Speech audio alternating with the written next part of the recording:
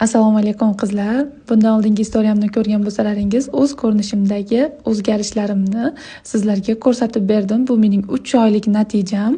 3 oyda shu darajada o'zgarishga erishdim va sizlar bilan oxiri postlisini ko'rsatganimdan keyin natijalarimda nimalar bilan shu natijaga erishganligimni ko'rsatib bermoqchiman. Birinchi o'rinda detoks.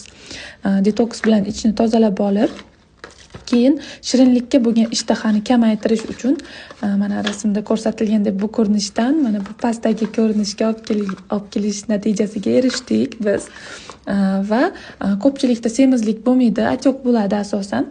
Atyoqlarni yo'qotish uchun drenajdan foydalandim. Bunaqa parashok ko'rinishda bo'ladi. Mazasi ham juda ham yaxshi, yoqimsiz emas.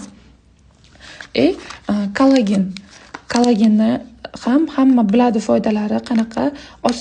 Ozgandan keyin osilib qolmasligi uchun kollagenni yaxshi surilishi uchun qizlar bilasizlar, kollagenni C vitamini bor narsalar bilan, limonli suv yoki apelsinli soklar bilan ichish kerak, lekin buning ichida o'zi C vitamini ham bor. Qizlar, eng muhimi omega 3larimiz juda ham yaxshisini topish, halolini topish juda ham qiyin. Bular hammasi halol sertifikatga ega qizlar.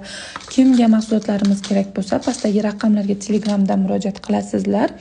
Hamma mahsulotlarimizni butun O'zbekiston bo'ylab, Rossiya bo'ylab yetkazib berish xizmati bor. Bu kompaniya, bu mahsulotlar Rossiyaning mahsulotlari hisoblanadi.